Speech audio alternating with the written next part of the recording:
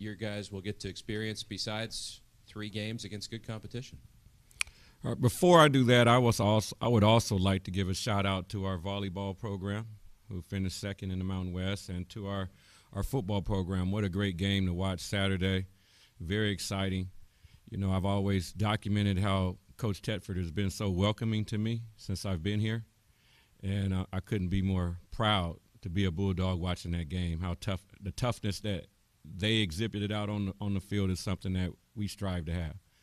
But after that, you talked about a little bit the tournament. A great exposure on ESPN for our program to play. There's a lot of Power 5 teams in this tournament.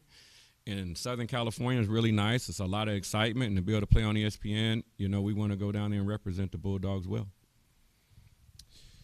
And you also have a recruiting class that you can talk about now. 3 young men who are going to be joining this program. How excited are you about that trio?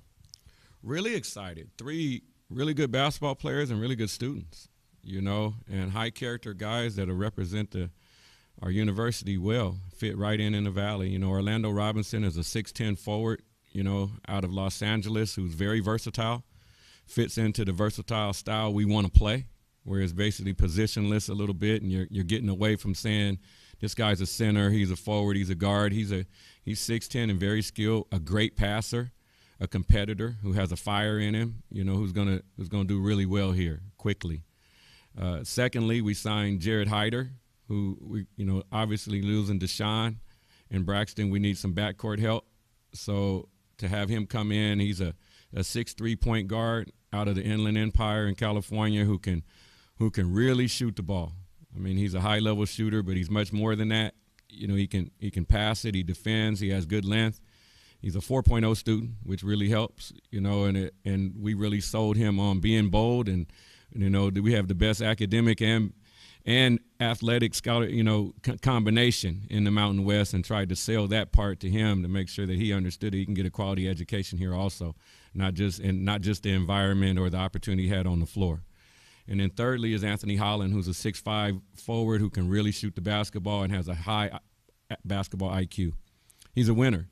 He's a guy that affects winning on the floor in a lot of different ways. And his family's from Fresno, so they grew up wanting to be a Bulldog. And that was a big part. You know, we want guys who want to be here. We want guys who have pride in the Valley, and his family's from Fresno. I think his dad went to Central High School, so he has family in the Valley. So we're very, very happy to get that trio, and they're going to help us right away. Well, they can't help you Thursday against Northwestern, though, and that'll be a big one for your team against a Big Ten club that runs a unique system there. What did you learn about your team in the loss at TCU on Thursday? We learned that we can get down early and come back on the road against a top 25 team. We also learned, and we kind of knew, you know, that we didn't play as consistent as we need to. Our inexperience, you know, showed at times. Very inconsistent early in the first half, and there was some flashes in the second half of brilliance and some flashes of inconsistency where we took bad shots and we didn't play as hard as we need to on the defensive end. You know, we were not proud coming out of there. You know, there's no moral victories. People say, oh, you played a top 25 team close, because we thought we left a lot of possessions on the floor that we could have played a lot better on both ends. However, we also understand it's a crock pot. You know, our coaches talk about that a lot. It's going to take a while with a group that has not played together, and it's also a group that doesn't have a lot of experience on the floor. You know, Nate Grimes didn't play a whole lot last year. He just kicked San Diego State's butt. You know, Laz didn't play much last year. You know, Christian Gray was hurt. You know, he was hurt for the week going into it, so that's why his minutes were limited. Aguirre Gal's a freshman. New Williams never played. You know, Braxton played at New Mexico State, but not here. So we don't, you know, Sam played, and he has a different role now. So he's trying to be more aggressive. So we understood that inexperience was gonna rear its ugly head at times. We just hope it didn't do it as much as it did. Coach, you talk about the exposure that you can get playing in the Wooden Legacy, but does it come with a set of challenges too? I would imagine you don't have a lot of film or preparation for Miami or LaSalle, these teams that, you know, typically Fresno State wouldn't play. Well, the same to them. You know, we all come in on equal ground there. They don't have a lot of footage on Fresno State either, so that's the challenge of these preseason tournaments, is to prepare quickly. You know, you got a preparation to turn around quickly, so you hope your concepts and how hard you play together carry you through, because you can't make too many adjustments, you know, on the fly, and, you know, you have to balance that You know, how many adjustments you're going to make on a quick turnaround. But it's the same for them also.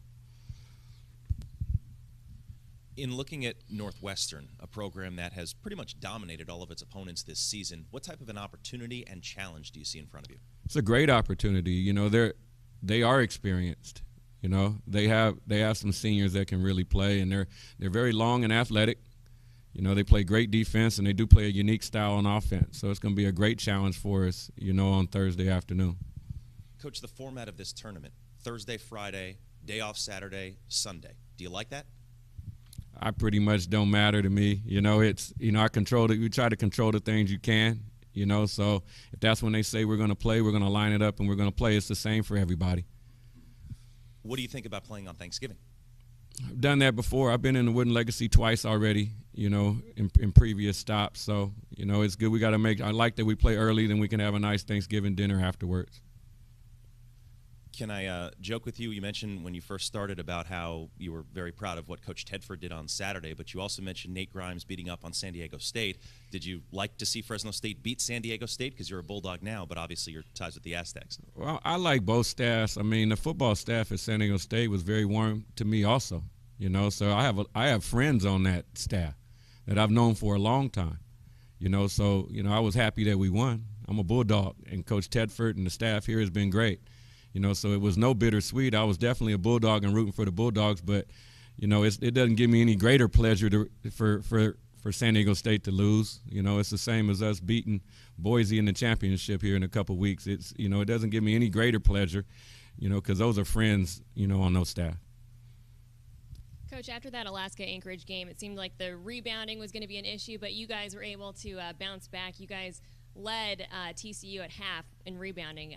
What did you guys focus on during the week prior to that game? We did focus on rebounding. It's a great question, and it's, you know, with a, you know, not necessarily a young team, but a team that's new. I would say we're a new team. You know, we have 3 seniors, and we're excited about our 3 seniors. But we have a new team, and once we saw that we had a weakness, you know, we really concentrated and focused in on that and prioritized rebounding, and we did see a return. So, you know, that's, hopefully you're not getting where you're plugging holes, where you're solid at everything as the preseason winds down. Coach, you touched on your 3 recruits. What went into that process, not having the whole season before that or anything like that to recruit those guys, doing it in the short term? Well, those processes, a lot of hard work trying to identify who you wanted early.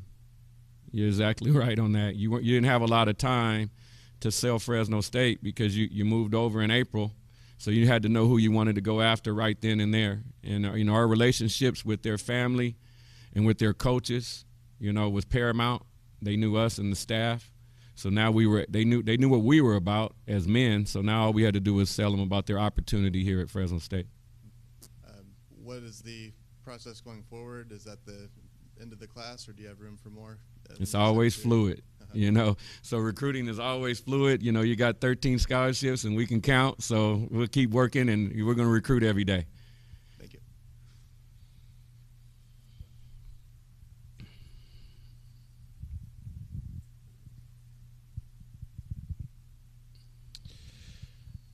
Coach, we didn't talk about it too much last week, but just knowing that you have Nate Grimes now, because that, you know, that was uncertain, it was unclear, but to get him back, to be able to try to work him into shape, how big a difference do you think he can make for this team in maybe 10, 11 games that you might not have had him if you had to wait for a semester? We're excited about having Nate. You know, he's worked hard all summer. You know, he was a little out of shape, as you could tell. He could only play 3 or 4 minute blocks, you know, at a time. And, and he's a guy that doesn't, you know, he can run. He can play. He has a motor. So we're really excited. We think he can really help us. You know, we're glad he's here, and I think he's had 2 of his best practices after the TCU game. You know, he wanted to play a lot better than he did. You know, we were happy how he played. You know, we know we could all have played better. We could coach better. We could have did a lot of things better. But he came back with a great attitude to say, I'm going to get in better shape, and I'm going to work, and I'm going to play better. And you mentioned that it's nice to play early on Thursday. A 1:30 tip on Thursday means the team can have a Thanksgiving dinner together afterwards. So since you're going to be asked this a lot this week, and I'm sure you'll be thinking about it a lot this week, what are the things you're most thankful for? I'm thankful for the people that are in our lives. you know, to be able to coach this team, you know, and develop them as young men. You know, we're paid to win about winning and losing. I understand that. You know, academics is very important. You know, and you want to get them to graduate, but you're also just coaching them every day as the whole person. They're more than just basketball players. So I'm thankful to be in this position to be able to help these guys in life more than and use basketball as that lesson, because basketball is something that I'm passionate about. It's something that I know very well, but you try to use basketball as life lessons. It's coaches speak, but it's not. It's not. So they're passionate about it. I see them every day from 12 to 3, just about. So it's more than just teaching them how to run a play. It's teaching them how to, you know, handle adversity. It's teaching them how to handle success. It's teaching them how teamwork, you know, to work hard, to be consistent, to have a good attitude, body language, you know, be able to balance academics and their social life along with the demands that we put on them. So I'm very thankful to be in this position to be able to do that.